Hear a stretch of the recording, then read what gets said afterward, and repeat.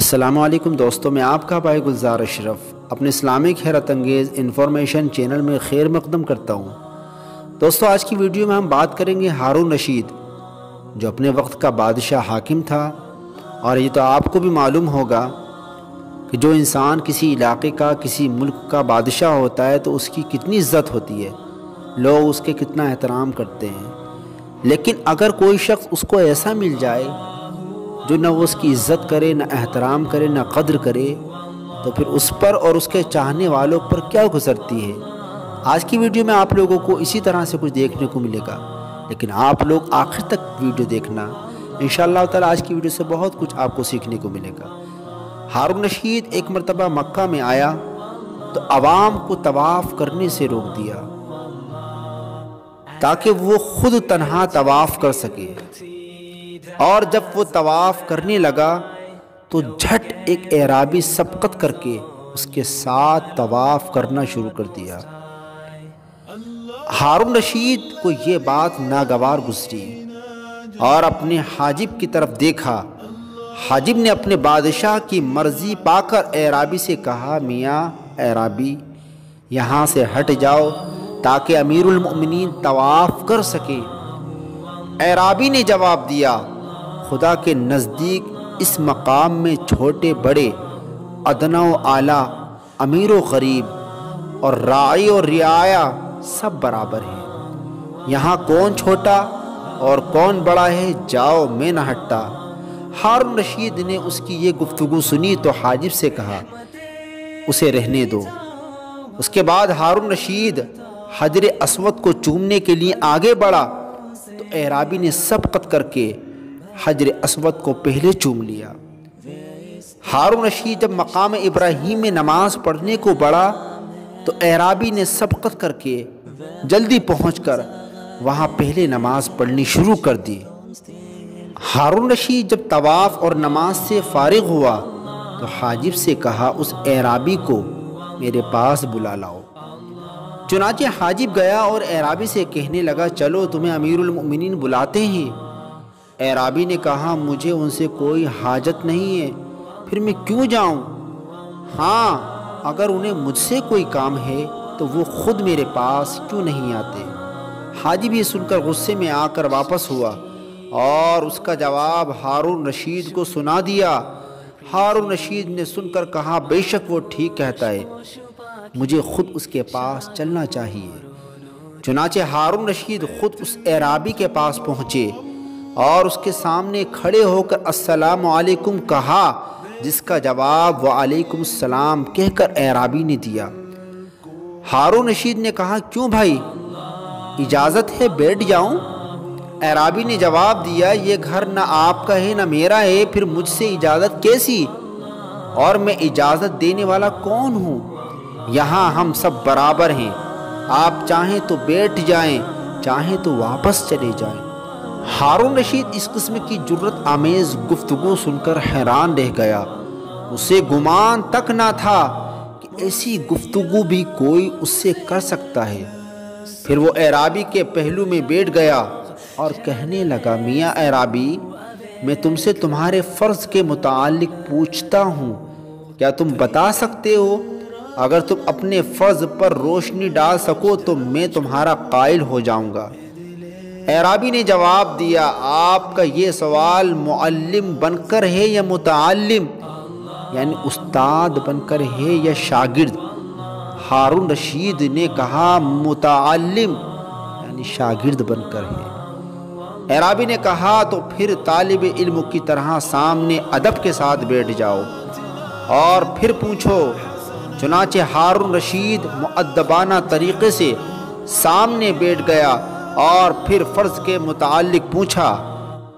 اعرابی نے جواب دیا کہ ایک فرض بتاؤں یا 5، 17 فرض بتاؤں یا 34 بتاؤں یا 94، 40 میں سے ایک فرض کا بیان کروں یا عمر بھر میں ایک فرض کا؟ یہ تفصیل سن کر ہارون رشید نے طنزاً ہنس کر کہا، میں نے تو تم سے ایک فرض کا پوچھا تھا اور تم دنیا بھر کا حساب لیے بیٹھے ہو۔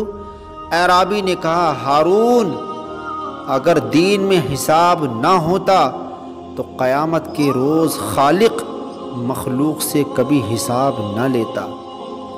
خدا کا ارشاد یاد نہیں؟ وَإِن كَانَ مِثْقَالُ حَبَّةٍ مِّنْ خَرْدَلٍ أَتَيْنَا بِهَا وَكَفَىٰ بِنَا حَاسِبِينَ۔ ہارون رشید نے جب یہ سنا کہ اعرابی نے اس کا نام لے کر اسے مخاطب کیا ہے اور اسے امیر المؤمنین نہیں کہا تو غصے میں آ گیا، اور جب غصہ ہوا تو کہنے لگا قسم بخدا اگر تم نے میرے سوال کا جواب نہ دیا تو میں تجھے صفا اور مروہ کی پہاڑیوں کے درمیان مروا دوں گا۔ حاجب نے کہا امیر المؤمنین جانے دیجئے، اس حرم شریف کے طفیل اس کی جان بخش دیجئے۔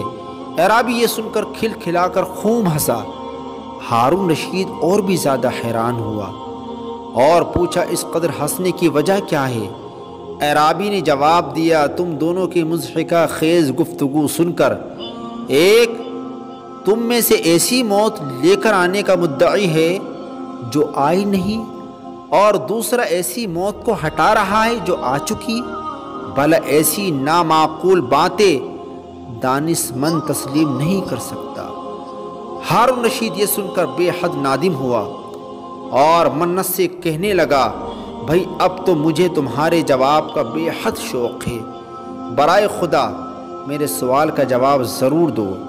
اعرابی نے کہا تو سن لو، تمہارا سوال اس فرض کے متعلق ہے جو خدا نے مجھ پر کیا ہے، تو خدا کے مجھ پر بہت سے فرائض ہیں۔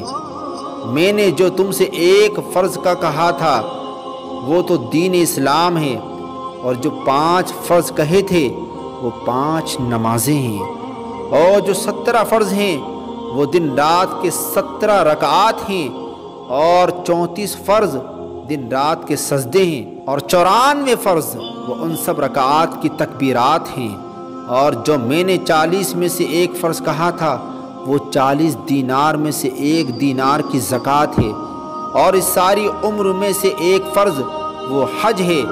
ہارون رشید اعرابی کے حسن بیان اور تشریح مسائل کو سن کر بے حد مسرور ہوا اور اس کے دل میں بے حد قدر پیدا ہو گئی۔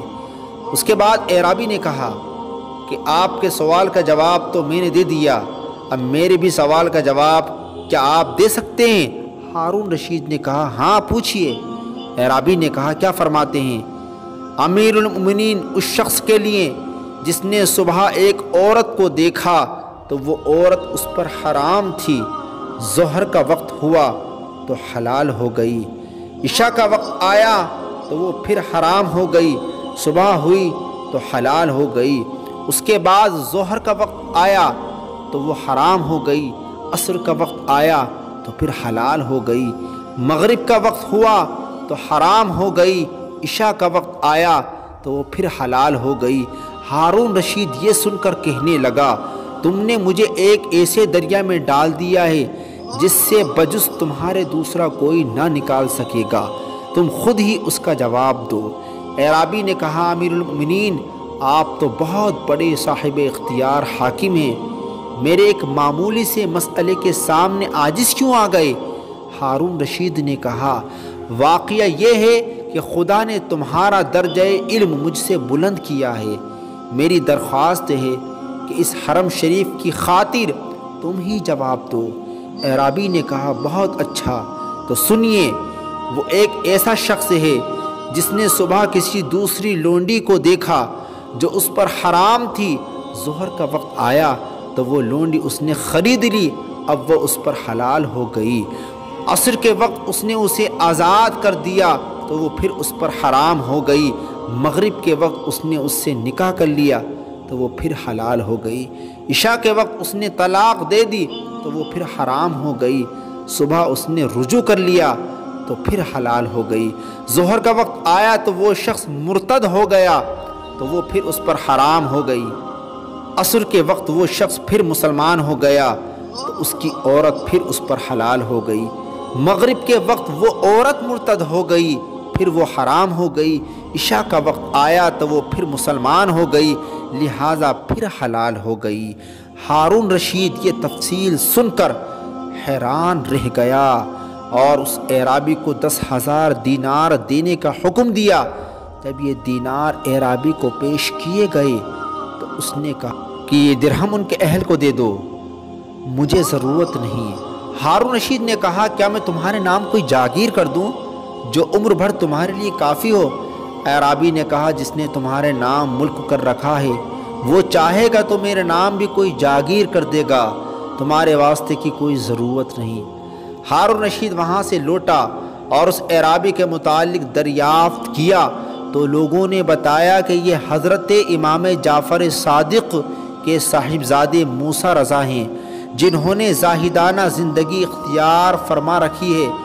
ہارون رشید یہ حقیقت سن کر الٹے پاؤں دوڑا اور حضرت موسیٰ رضا بن جعفر صادق بن محمد بن علی ابی طالب رضی اللہ تعالی عنہ کی پیشانی کو چوم لیا۔ دوستان محترم، اس حکایت سے ہمیں سبق یہ ملتا ہے کہ اہل بیت اطہار منبع علم تھے، اور یہ بھی معلوم ہوا کہ پہلے بادشاہ بھی علم دوست اور بزرگان دین کے قدر شناس تھے۔ دوستو اگر ویڈیو پسند آئی ہو تو لائک کیجئے گا، دوستوں میں شیئر کیجئے گا۔ ملتے ہیں ایک اگلی پیاری ویڈیو کے ساتھ، تب تک کے لیے آپ اپنا خیال رکھیے گا۔ اللہ حافظ، فی امان اللہ، السلام علیکم ورحمۃ اللہ۔